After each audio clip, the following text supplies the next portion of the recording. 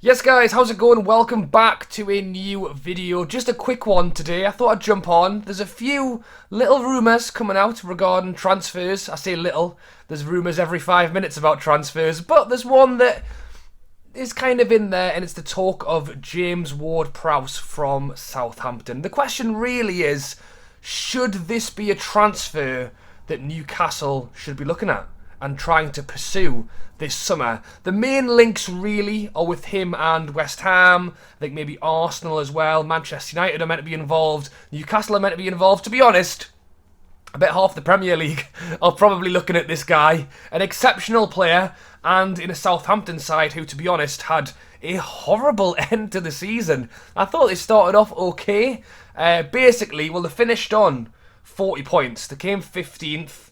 They were just 5 points ahead of the drop zone in the end, and let's be honest, they pretty much hit around the marker that would keep them safe and then just stopped playing, didn't they? It was almost like they were in a fight and everyone's holding them back saying please let it end, because they did not want to be in that season anymore. They wanted it to end. They wanted to get in the summer and presumably start afresh going into the new season. And James Ward-Prowse is a man who has been at Southampton since youth. You know, Southampton have got this fantastic reputation for bringing players through from a young age and normally selling them for a big fee. But Ward-Prowse, 27 years old now, has been there 10 seasons now in his senior career. The first one being in the Championship in the 2010-11 season, all the way through to the 2022 season. And you've got to say, at the age of 27, had, despite what a poor end to the season it was for Southampton, possibly one of the best of his career. Obviously in and around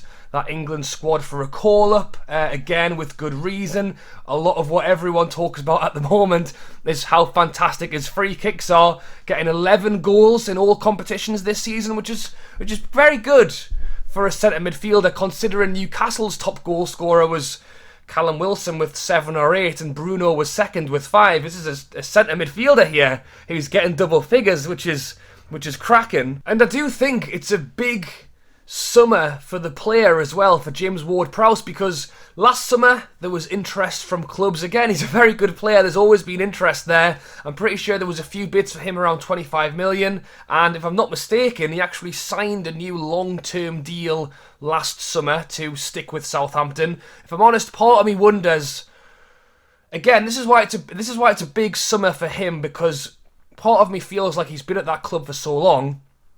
Will he ever leave? You know, it's kind of at that moment. It's similar in a way-ish to when Leicester won the league, and there was then that huge buzz that summer for what's Vardy going to do, what's Mahrez going to do, what's Kante going to do. You know, Mahrez chose to make that move to Man City. Kante went to Chelsea. Jamie Vardy decided to stay at Leicester, and for that will be given a statue, I've no doubt, or some sort of player recognition when he leaves the club and retires. Now, obviously, it's a little bit different because Jamie Vardy helped them win the Premier League. Ward-Prowse hasn't actually helped Southampton win anything, but even at this point in time, at 27, he's still probably got 3 at least years, or again 4 years left on his deal, I think. If not 5 or 6 years you could give to that club, it would be a proper career, a one-club career at Southampton.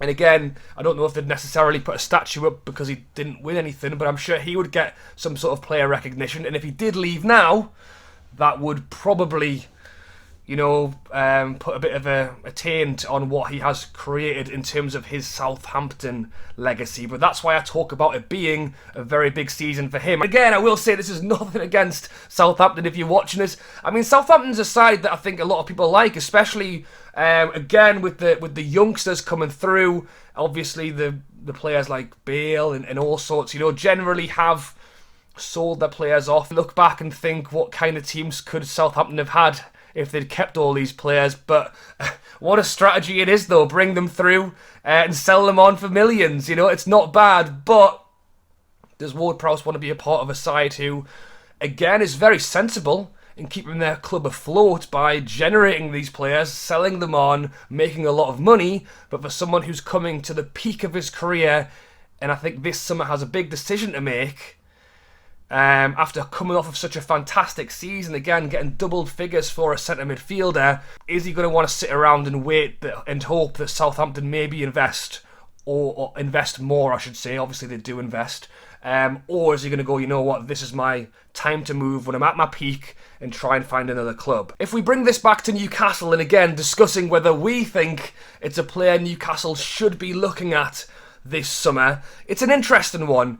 If we talk about Newcastle centre midfielders for now, I'll come on to the price tag and a few other bits in a moment, but just for now, our centre midfield situation, generally, it's not a position that I see as a priority right now. I've generally spoken to quite a lot of you guys as well, who I've seen in town and friends and whatever, and generally I'm always asking how many players am I going to sign, what positions do we need to sign. And interestingly, quite a lot of people do still say centre mid. Now, I would potentially say a more attacking centre mid, and I think Ward-Prowse can step into that more attacking role, but generally is more ball playing centre midfielder. I think that Bruno's obviously in there to stay. Joe Linton's the hard man who breaks up the play. Somehow that's become a thing, and he's fantastic at it, so I'm glad he has. Again, you know, maybe we could even see Joe Linton playing a more forward role. Again, I'm changing the conversation, but I think Joe Linton is just so full of confidence and energy. We could probably play him anywhere, and he would do a good job right now. But sticking with centre midfield, and then I think Willock's still young and upcoming, and I think Shelvey is 30 and into his last year of his contract. If I had to compare James Ward-Prowse to anyone, again with that passing ability, obviously the free kicks, just the general dead ball, I think Shelvey's not a bad comparison. And you look at potentially, if you offered me that now, and again, no offence to John Joe Shelvey, but with a man with 1 year left on his deal, if we could go out and get 15 million for John Joe to go, and we were able to bring in Ward-Prowse as a direct swap, that definitely improves our midfield. Not only are we getting a player in his prime, but someone who can play on for the next 3, 4, 5 years. I think that Shelvey, again, that's a different question altogether, but 1 year left on his deal. Are we looking at maybe this summer is the time to move him on and get a bit of money before he goes for free next summer? Or do we just let him play out that year? Or is Eddie Howe potentially going to look at giving him an extra year? Again, I think Longstaff's good for that squad player. He's got the legs. He can do a lot of running. And generally, those 5 midfielders that I've just mentioned there, Bruno, Joe Linton, Shelvey, Longstaff and Willock, I don't think that's bad for a centre midfield. But if you offered me James Ward-Prowse instead of Shelvey, I think that's a good move. And again, it's for right now, but I think it's also pushing forward as a squad for the next 2, 3, 4 years.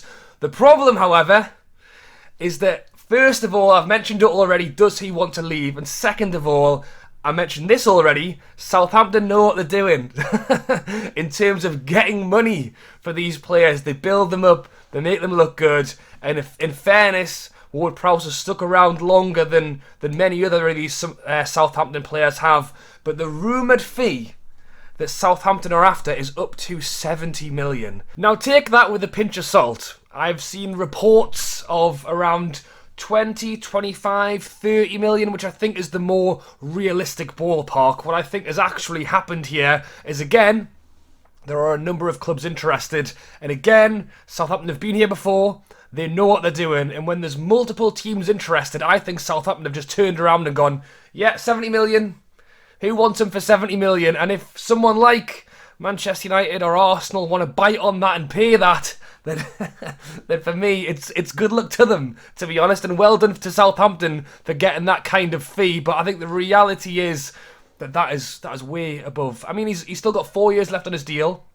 I mean, he was picked in the short list of 8 players for Player of the Year, Player of the Premier League, Player of the Season. So again, he's definitely had a great season, and there's a lot of teams interested for a reason, but I think that asking fee is out of this world, to be honest. And again, if it was 25 million, I think that's worth considering. I think that's a fair fee for a very good centre midfielder. I think once some of these teams get involved and the bids start flowing, it could well get, into the stratosphere, and that's when you don't want to be paying those fees, especially again for a position for me that I don't think is a priority. But maybe you feel different. Maybe you feel that, you know what, if any of you guys think that 70 million is the correct fee for a player like James Ward-Prowse, you let me know. Again, he has had a quality season.